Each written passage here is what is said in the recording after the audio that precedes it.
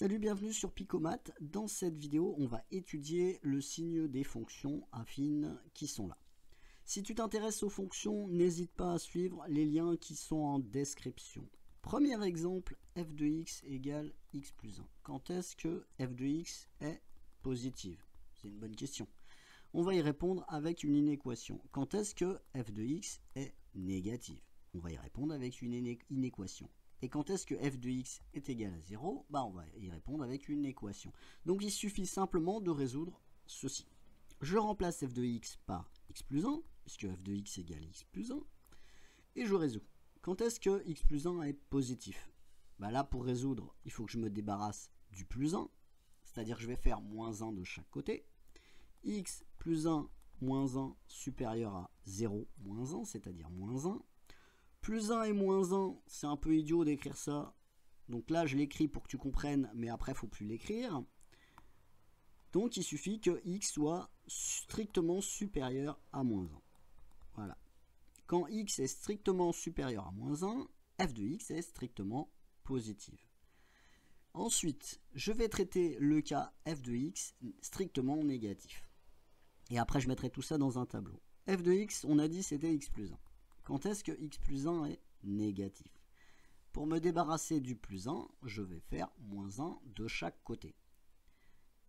À gauche, je vais avoir x plus 1 moins 1 inférieur à 0 moins 1, c'est-à-dire moins 1. Le plus 1 moins 1, je ne l'écris pas, c'est idiot. Donc, f de x est strictement négatif quand x est strictement inférieur à moins 1. Et enfin, le dernier cas, quand est-ce que f de x s'annule? C'est quand x plus 1 égale à 0. J'ajoute moins 1 de chaque côté. Moi, j'ajoute des nombres négatifs, on peut. On peut aussi faire une soustraction. X plus 1 moins 1, c'est x. Et puis, ça c'est à gauche. Et à droite, j'ai moins 1. C'est-à-dire, x est égal à moins 1. Si je mets ça dans un tableau, sur la première ligne, je vais mettre les x, qui vont varier de moins l'infini à plus l'infini. Il y a une valeur qui m'intéresse, c'est moins 1. Alors, je vais indiquer moins 1 en haut. Sur la deuxième ligne, je vais écrire x plus 1. Ou je pourrais écrire f de x. Voilà, ça dépend. C'est comme tu préfères. Parce que là, en fait, on a des fonctions affines. Alors, quand on est à moins 1, c'est la barre que je viens de mettre.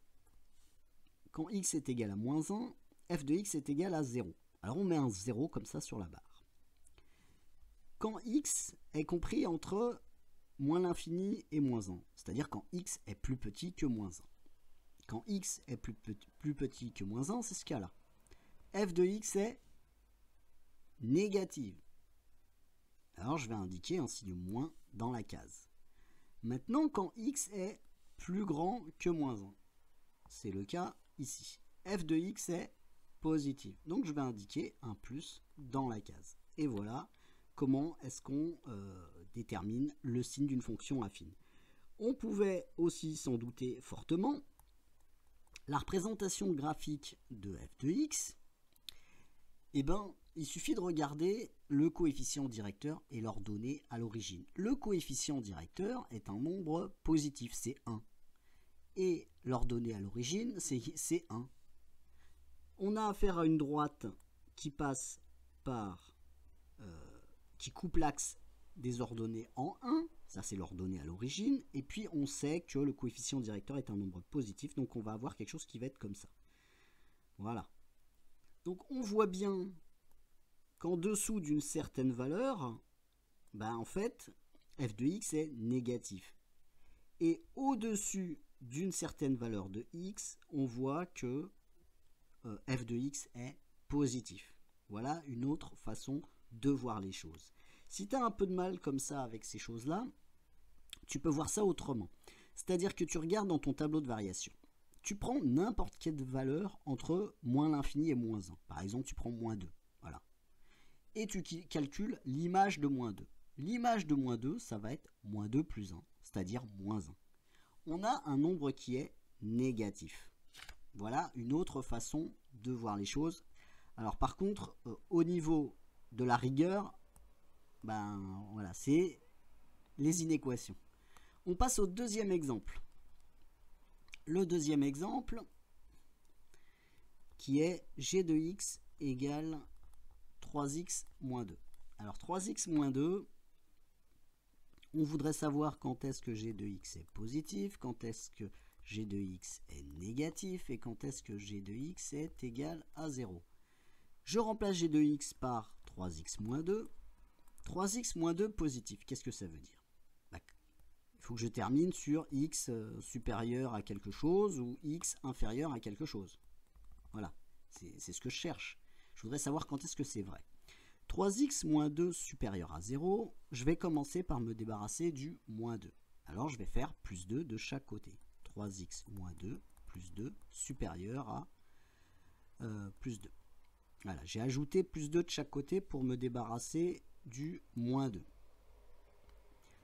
Moins 2 plus 2, tu vois bien que c'est un peu ridicule. Hein, on ne va pas l'écrire, moins 2 plus 2, ça fait 0. Il faut que 3x soit supérieur à 2. Maintenant, il faut que je me débarrasse du 3. Comment je vais me débarrasser du 3? 3 est un nombre positif, je vais diviser par 3 de chaque côté. Je vais avoir 3x sur 3 supérieur à 2 tiers. Alors 3 sur 3, voilà, ça fait 1. Voilà. Donc, quand x est plus grand que 2 tiers, g de x est plus grand que 0. On continue, on fait la même chose pour g de x, inférieur à 0. Voilà. Quand est-ce que g de x est strictement négatif? On remplace g de x par 3x moins 2, inférieur à 0. Pour me débarrasser du moins 2, je vais faire plus 2 de chaque côté. Je vais avoir 3x qui va être inférieur à 2. Et ensuite, je divise tout par 3, qui est un nombre positif, ce qui va me donner x inférieur à 2 tiers. Pourquoi est-ce qu'il faut faire attention aux signes? Pourquoi je te dis 3 est un nombre positif? Parce que quand on a une inéquation, si on divise par un nombre qui n'est pas positif, le sens de l'inégalité change, tu vois. Donc là, on a de la chance, c'est un nombre positif, donc il n'y a pas de souci. Quand est-ce que g de x est égal à 0? On remplace g de x par l'expression 3x moins 2. 3x moins 2 égale à 0, qu'est-ce que ça veut dire? Là, il faut résoudre. Le moins 2, comment est-ce qu'on se débarrasse du moins 2? En faisant plus 2 de chaque côté. 3x est égal à 2. Et ensuite, je divise tout par 3 à gauche et à droite. Et j'arrive à x égale 2 tiers. Ma fonction s'annule quand x est égal à 2 tiers. Je mets tout ça dans un tableau de signes. Sur la première ligne, je mets les x qui varient de moins l'infini à plus l'infini. Et la valeur qui m'intéresse, c'est 2 tiers. Je vais mettre sur la deuxième ligne 3x moins 2. Je pourrais écrire g de x, hein, c'est pareil. Voilà. Donc, quand x est égal à 2 tiers, ça s'annule. Quand x est plus petit que 2 tiers, c'est-à-dire ici, g de x est négatif, donc on va mettre un signe moins. Et puis, quand x est supérieur à 2 tiers, g de x est positif. On va mettre un plus dans la case qui va bien. Voilà. Donc là, on a étudié le signe de la fonction. On aurait pu s'en douter à l'aide de la représentation graphique de la fonction g. 3, c'est l'ordonnée à l'origine. 3, c'est le coefficient directeur. On a affaire à une fonction qui va être une droite croissante. Et moins 2, c'est l'ordonnée à l'origine. Donc, moins 2 est ici. On sait que la droite passe par ce point et qu'elle est croissante. Donc en fait, la représentation graphique de ma droite va ressembler à ça. Quand x est plus petit qu'une certaine valeur, g de x est un nombre négatif. On voit bien ici un nombre négatif. Quand x est supérieur à une certaine valeur, il se trouve que c'est 2 tiers, on l'a trouvé par le calcul, g de x est positif. Voilà. On peut maintenant passer au troisième exemple.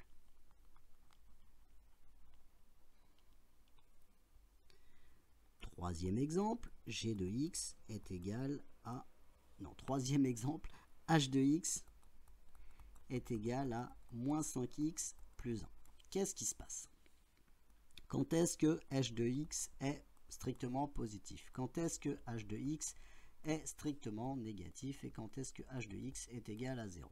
On résout. H de x c'est moins 5x plus 1. Voilà. Donc là, on va faire un petit calcul pour savoir quand x est inférieur à quelque chose, est supérieur à quelque chose, ou x inférieur à quelque chose. Voilà. C'est ce qu'on cherche à faire. On va se débarrasser du plus 1 en faisant moins 1 de chaque côté. Moins 5x strictement supérieur à moins 1. Maintenant, il faut que je me débarrasse du moins 5. Mais moins 5 est un nombre négatif. Si je divise par un nombre négatif, je vais changer le sens de l'inégalité. Il faut être très très vigilant en changeant le sens de l'inégalité. X est donc inférieur à à 1/5. Voilà. X est inférieur à 1/5. Quand x est plus petit que 1/5, h de x est positif. On va faire le même travail pour savoir quand est-ce que notre fonction est strictement négative. Je remplace h de x par l'expression moins 5x plus 1 inférieur à 0. Pour me débarrasser du plus 1, je vais faire moins 1 de chaque côté. Moins 5x inférieur à moins 1. Pour me débarrasser du moins 5, je vais tout diviser par moins 5. Si je divise par moins 5, qui est un nombre négatif, je vais changer le sens de l'inégalité. Si je ne change pas le sens de l'inégalité, je vais avoir quelque chose de faux. Moins 1 divisé par moins 5, c'est 1/5. Voilà. Quand x est plus grand que 1/5, h de x est négative. Maintenant, quand est-ce que h de x est égal à 0? Je remplace h de x par l'expression moins 5x plus 1 égale à 0. Et je résous. Je rajoute moins 1 de chaque côté, ce qui va me donner moins 5x égale moins 1. Je vais tout diviser par moins 5. X est égal à moins 1 divisé par moins 5. X est égal à 1/5. Quand x est égal à 1/5, h de x s'annule. Je mets tout ça dans un tableau de signes. Sur la première ligne, je mets les x qui varient de moins l'infini à plus l'infini.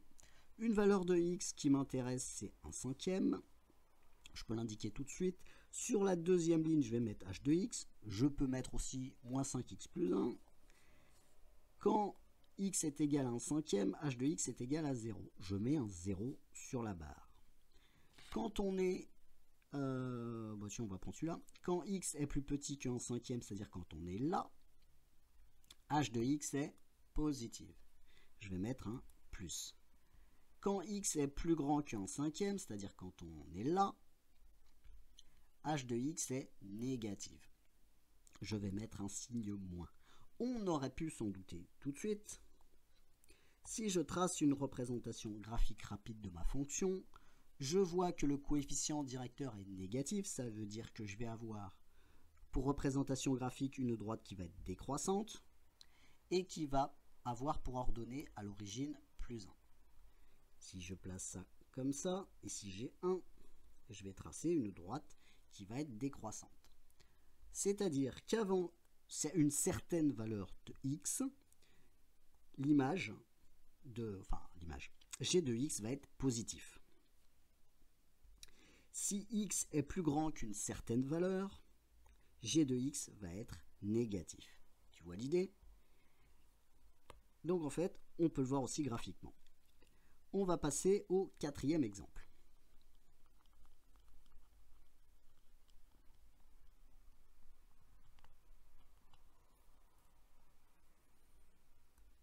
Quatrième exemple, grand A de x est égal à 1/3 de x moins 5. On voudrait connaître le signe, on voudrait étudier le signe de A de x. A de x, positif. J'aimerais bien savoir quand est-ce que c'est positif. Quand est-ce que A de x est inférieur à 0 et quand est-ce que A de x s'annule. Je remplace A de x par l'expression 1/3 fois x moins 5 positif. Je résous. Alors, comment résoudre? Il y a le moins 5 qui m'embête. Je vais faire plus 5 de chaque côté.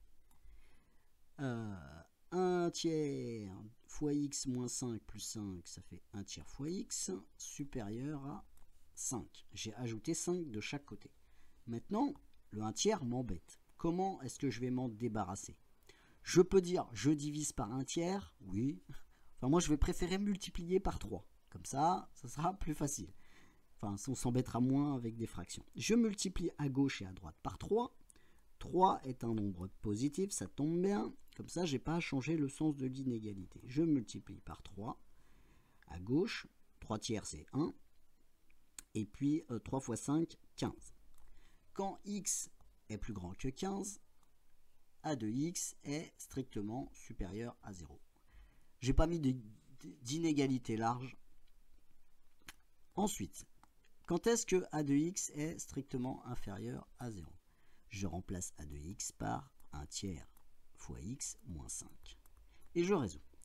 Pour me débarrasser du moins 5, je vais faire plus 5 de chaque côté. 1 tiers fois x inférieur à 5. Maintenant, pour me débarrasser du 1 tiers, je multiplie tout par 3. À gauche, je vais avoir 1 tiers fois 3, c'est-à-dire 1. Et puis à droite, je vais avoir 5 fois 3, 15. Quand x est strictement supérieur à 15, a de x est strictement inférieur à 0. Je termine. Quand est-ce que a de x égale à 0? Je remplace a de x par l'expression 1 tiers fois x moins 5 égale à 0. Je vais ajouter plus 5 de chaque côté. 1 tiers fois x moins 5 plus 5, 1 tiers fois x est égal à 5. Je multiplie tout par 3. J'aurais pu tout diviser par 1 tiers à gauche et à droite, mais bon, c'est plus simple de tout multiplier par 3. Je vais avoir x est égal à 15. Quand x est égal à 15, a de x s'annule. Je mets tout ça dans un tableau de signes. Sur la première ligne, je mets les x qui vont varier de moins l'infini à plus l'infini, c'est-à-dire l'ensemble des réels. La valeur qui m'intéresse, c'est 15, je la note. Sur la deuxième ligne, je vais mettre grand A de x. Je peux mettre aussi l'expression, ça ne change rien, hein, c'est pareil. Hein. Alors, quand x est égal à 15, a de x est égal à 0. Maintenant, quand x est supérieur à 15, c'est-à-dire quand on est là, a de x est positif. Donc je vais mettre un plus dans la case. Quand x est inférieur à 15, c'est-à-dire quand x est là, a de x est négatif. Je vais mettre un moins dans la case. Voilà. Donc ça, c'est le signe de a de x. J'aurais pu m'en douter. La représentation graphique de cette chose-là, l'ordonnée à l'origine, c'est moins 5. 1, 2, 3, 4, 5. À moins 5. Donc la droite, elle passe par ce point. Et elle est croissante. Donc elle a une tête comme ça. Quand x est plus petit qu'une certaine valeur, son image est négative. Et quand x est plus grande qu'une certaine valeur, son image est positive. On aurait pu le voir aussi graphiquement. Cinquième exemple, b de x égale moins racine de 2x plus 4.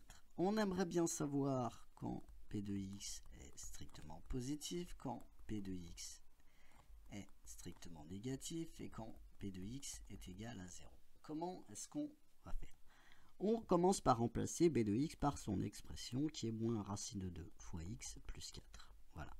Donc ça, c'est ce qu'il faut résoudre. Pour résoudre cette inéquation, on peut commencer par enlever moins 4 à gauche et moins 4 à droite. On peut. Ou alors on peut ajouter plus racine de 2x de chaque côté. Et puis ça reviendra au même. On va utiliser les deux méthodes différentes dans les deux cas. Là. Comme ça, tu auras un petit peu un panel de résolution d'inéquations. Si j'ajoute moins 4 de chaque côté, moins racine de 2x plus 4 moins 4 supérieur à moins 4. Plus 4 moins 4, ça s'en va. Voilà. Le souci, c'est qu'après, il faut diviser à gauche et à droite par un nombre négatif. Et quand on divise par un nombre négatif, il ne faut pas oublier de changer le sens de l'inégalité. Donc ça, c'est souvent source d'erreur. Donc je divise par moins racine de 2 à gauche et à droite. Et puis je vais arranger ce que j'ai comme expression là qui est pas super jolie. Les signes moins, bah déjà ça simplifie. Moins 4 divisé par moins racine de 2, c'est égal à 4 sur racine de 2. le racine de 2 en dénominateur, moi ça me plaît pas. Alors ce que je vais faire, je vais multiplier par racine de 2 en haut et en bas pour éliminer la racine au dénominateur. Au numérateur, j'aurai 4 racines de 2 et au dénominateur, j'aurai 2. 4 divisé par 2, ça donne 2. Donc le résultat, ça va être 2 racines de 2. Voilà. Quand x est plus petit que 2 racines de 2, b de x est positif. On continue. Quand est-ce que b2... Ah oui. Je vais le noter. Alors, je vais faire un peu de place parce que j'en aurai besoin après pour le tableau. X inférieur à 2 racines de 2. Voilà. Maintenant, je vais traiter le cas b de x négatif. Je remplace b de x par moins racine de 2x plus 4 et je résous. Tout à l'heure, j'ai commencé par faire moins 4 de chaque côté. Voilà, je pourrais faire moins 4 de chaque côté. Ce que je vais faire, ici j'ai un moins racine de 2x. Ce que je vais faire, je vais ajouter plus racine de 2x de chaque côté. Voilà. Donc j'ai moins racine de 2x plus 4 plus racine de 2x. Comme ça, les racines de 2x vont s'en aller à gauche. Et à droite, j'aurai racine de 2x. Voilà, voilà ce que j'ai fait. J'ai rajouté racine de 2x de chaque côté. Racine de 2 moins racine de 2x plus racine de 2x, ça s'en va. Ce qui veut dire, c'est qu'à gauche, j'aurai 4 inférieur à racine de 2x. Tu vois l'idée? Je divise tout à gauche et à droite par racine de 2. À gauche, je vais avoir 4 divisé par racine de 2. Et à droite, j'aurai x. Donc l'intérêt d'utiliser cette façon de faire, c'est de ne pas diviser par un nombre négatif. Comme tout à l'heure, on s'était retrouvé avec une division par un nombre négatif et il ne faut pas oublier de changer le sens de l'inégalité.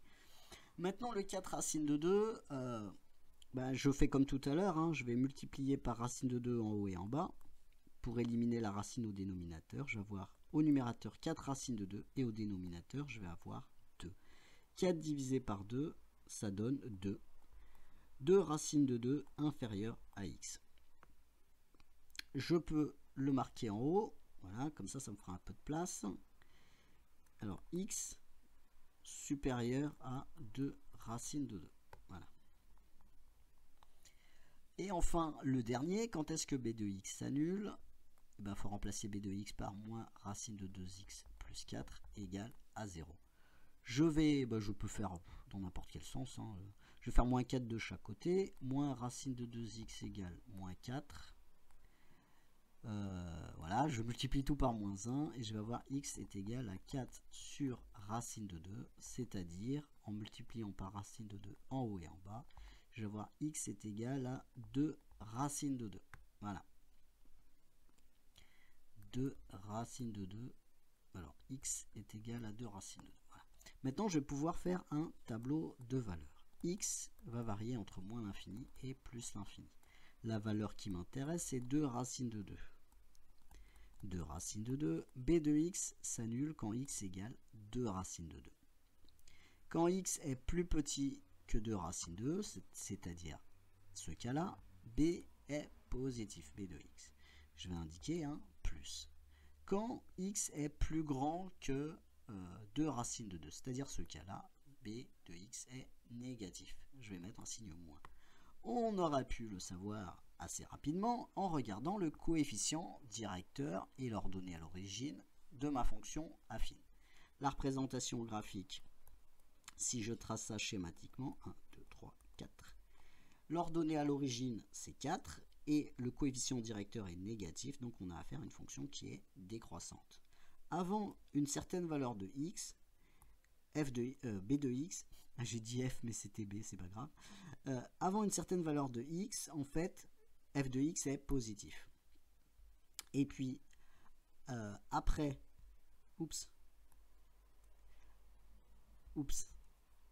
après une certaine valeur de x, nous avons f de x qui est négatif. Voilà. Donc on termine maintenant avec le dernier exemple. Sixième exemple, c de x est égal à 7 moins 8x. Nous voulons savoir quand est-ce que c de x est positif, quand est-ce que c de x est négatif et quand est-ce que c de x est égal à 0. On va remplacer c de x par son expression, 7 moins 8x, et puis on va résoudre l'inéquation. Il y a deux façons de faire, on peut faire moins 7 de chaque côté, voilà, pour se débarrasser du moins 7, ou alors on peut faire plus 8x de chaque côté, c'est comme tu préfères. On va commencer par faire plus 8x de chaque côté.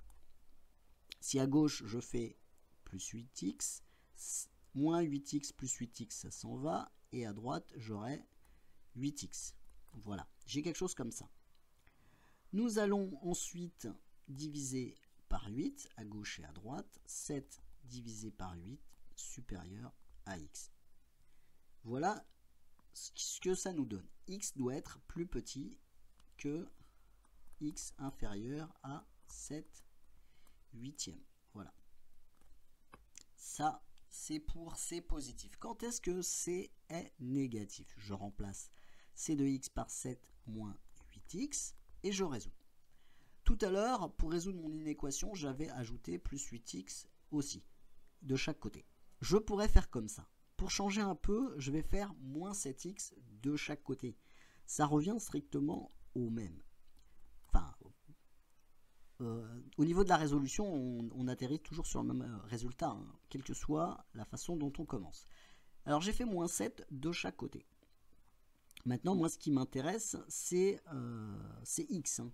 Donc là, ce que je vais faire, je vais diviser par moins 8 à gauche et à droite. Je divise par moins 8, qui est un nombre négatif. Il faut que je change le sens de l'inégalité. Donc ça, il faut bien y penser. Quand on divise ou quand on multiplie par un nombre négatif, le sens de l'inégalité change. Voilà, du moins divisé par du moins, c'est comme du plus divisé par du plus, ça fait du plus. X doit être supérieur à 7 huitièmes. Donc je vais le noter juste en dessous. X supérieur à 7 huitièmes. Et le dernier, enfin, 7 moins 8x égale à 0. Bah pour résoudre, c'est facile. Hein. On peut faire dans le sens qu'on veut. Hein. On peut dire 7 égale 8x. Hein, par exemple, j'ai fait plus 8x de chaque côté. 7, après je divise par 8. 7 divisé par 8 est égal à 8x sur 8, c'est-à-dire x. X est égal à 7 huitièmes. Je vais le noter en dessous. Alors, je vais le noter en dessous. X égale 7 huitièmes. Je peux mettre ça dans un tableau de signes. Sur la première ligne, je vais mettre les x qui vont varier de moins l'infini à plus l'infini. Au milieu, je vais mettre 7 huitièmes, c'est la valeur qui m'intéresse. Sur la deuxième ligne, je vais mettre c de x. Je peux écrire 7 moins 8x, hein, c'est comme tu préfères, ça dépend ce qu'on fait. Quand x est égal à 7 huitièmes, c de x est égal à 0. Je mets le 0 sur la barre et après je regarde. Quand x est plus petit que 7 huitièmes, on est là. C de x est positif. Je vais mettre un plus. Ensuite, quand x est plus grand que 7 huitièmes, on est là. C de x est négatif. Voilà. On aurait pu s'en douter à l'aide de la représentation graphique de la fonction. L'ordonnée à l'origine, c'est 7. 1, 2, 3, 4, 5, 6. Oups, je vais tricher un peu. Alors, 7, il est là. Nous avons un coefficient directeur qui est moins 8 et qui est négatif. Ça veut dire que la droite, elle va être décroissante. Voilà à quoi ressemble la représentation graphique. Avant une certaine valeur de x, nous avons f de x qui est positif. Et après une certaine valeur de x, nous avons f de x qui est négatif. J'ai dit f de x, mais en fait c'était c de x. Je pense que tu avais compris. J'espère que ces exemples ont été clairs. Je te dis à bientôt sur Picomat.